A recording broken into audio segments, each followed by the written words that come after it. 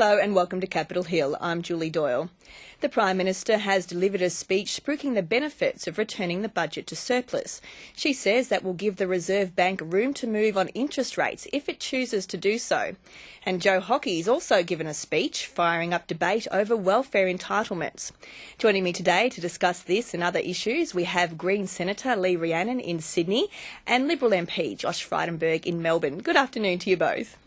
Good afternoon. Good afternoon. Hi, Julie. Now, before we get started today, let's just hear from the Prime Minister and the opposition leader on the push to return the budget to surplus.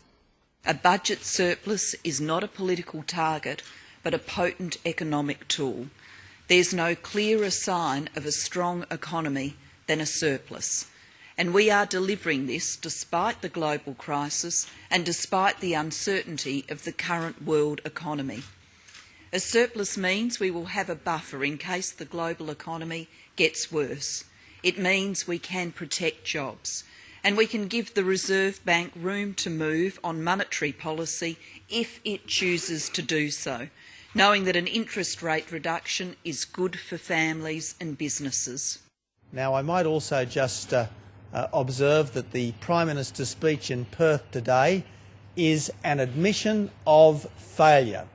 She says today in Perth that it is necessary to return the budget to surplus to take the pressure off interest rates. Well, that means that for the last 4 years you have been paying more in your mortgage because this government can't manage the economy. Lee Rhiannon, is it appropriate for Julia Gillard to be making those comments about the Reserve Bank? There's certainly a question mark over it, but the biggest question mark over it is why she continues to push for a surplus when there are so many economists. The Australian Institute of Company Directors, they've done a survey of directors. About 60% came in saying they didn't see a surplus was necessary. The weight of opinion indicates that she really is on the wrong track here. And it's such a wrong track because it really does rob ordinary people of the services that they need when the government wants to cut back on those services, on those public sector workers, to deliver a surplus. Now, on the point of linking it to a reduction in interest rates, though, do you think she's saying she's not trying to pressure the bank, she's just trying to get the economic settings right? But you said there's a question mark over it. Do you think she is trying to pressure the bank?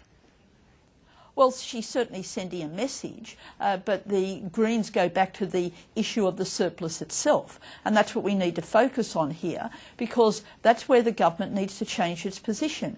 It really is quite irresponsible that it is just becoming locked in and won't take an assessment of the changing economic times, and that right now pushing for a surplus in this at this stage in the economic cycle is wrong.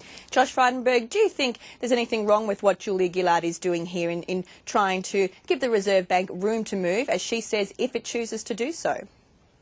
Look, I think Julia Gillard is going a bit too far here, because it reminds me that back in 1996, when the coalition government granted the Reserve Bank independence, Labor actually opposed it. And we all remember Paul Keating's famous comment that he had the Reserve Bank in his back pocket. So I don't think Labor does respect the independence of the Reserve Bank. And I think Tony Abbott is absolutely right. For the last 4 years, the government has produced $167 billion of budget deficits, the 4 largest deficits in Australia's political history. And now the Prime Minister's out there claiming we have to have a surplus in order to drive interest rates down. Well, she's actually, by virtue of the Labor Party's policies over the last 4 years, been driving interest rates up. But you've backed them into a bit of a corner here, haven't you, the Liberals, because they've made this commitment to a surplus. If she comes out now and says, we've changed our minds, the economic time's not right, you'll seize on that, though, won't you, and say it's another broken promise? Well, you know, even if they come out with a surplus on May the 8th, it's not a true surplus, because we know that 2 massive expenditures are actually off the books. One is in relation to the NBN, billions and billions of dollars that are going to be spent over the next 4 years, and the forward estimates are not in the budget deficit or surplus. And we also know with the Clean Energy Finance Corporation, $10 billion speculated on new renewable energy new renewable energy instruments, not necessarily going to be included in the budget deficit and surplus. And, we don't think that is an accurate reflection, therefore, of the true economic position that the government is telling the people on budget night. But do you think it is the right time to be returning to surplus? Do you have any concerns about cutting too hard at this stage of the cycle? No, we absolutely are committed to surplus, and that's why in the last 4 years of the Howard government, you had the 4 largest budget surplus in the history of the Australian Parliament. It's actually in the coalition's DNA. That's what we're about. We're out living within our means and running prudent fiscal management. So we believe we would definitely produce real surpluses, not fiddling the books like Labor's going to do.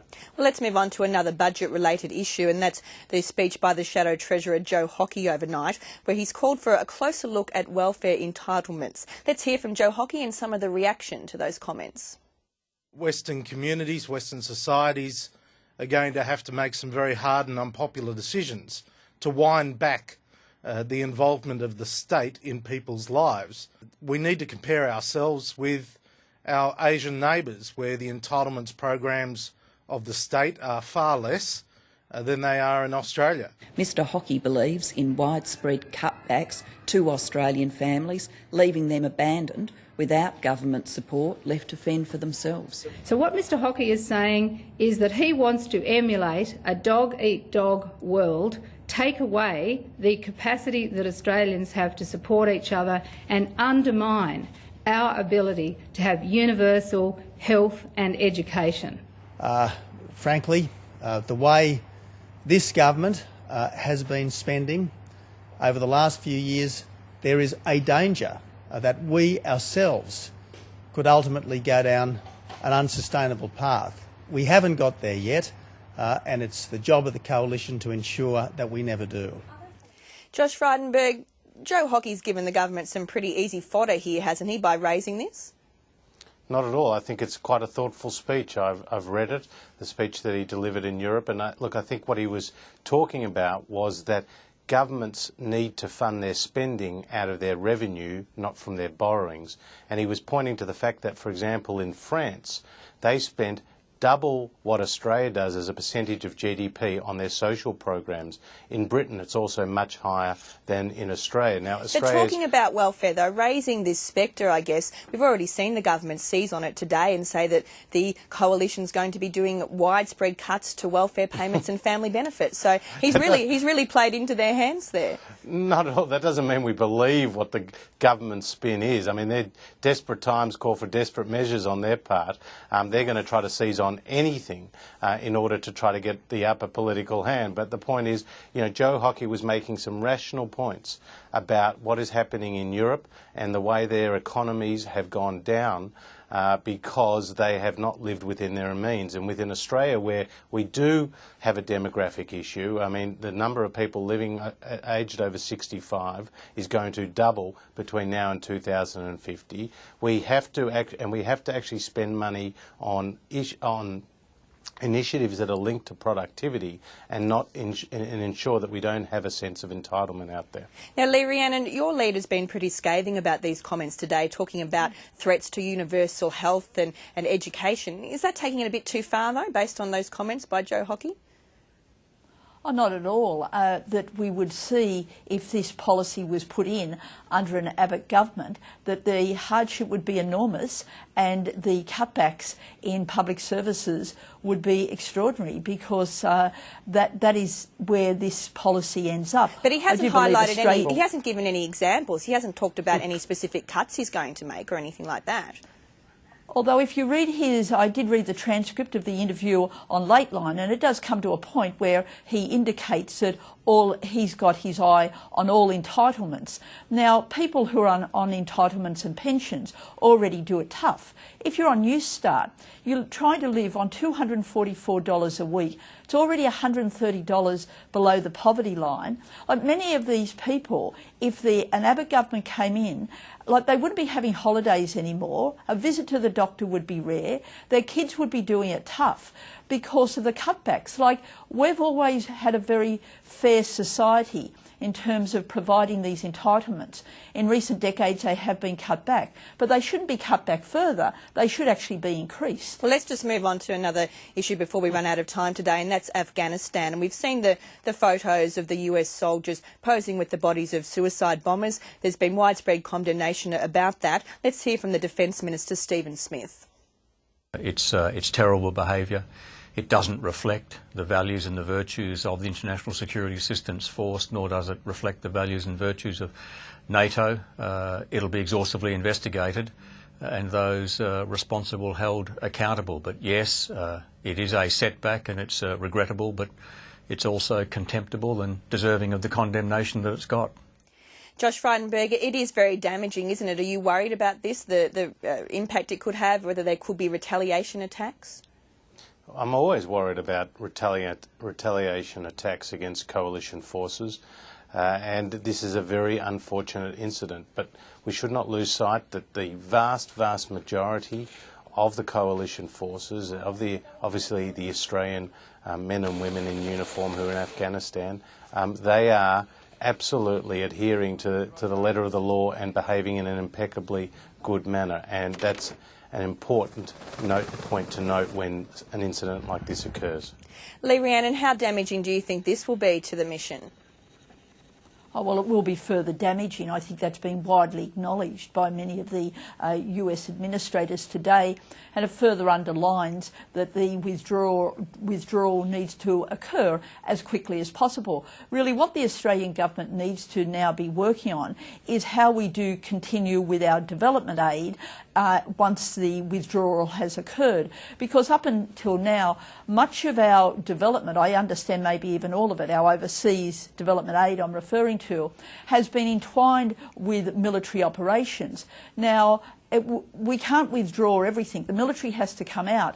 But in terms of support through our aid budget is very critical. But how is that going to occur after it's been so enmeshed together?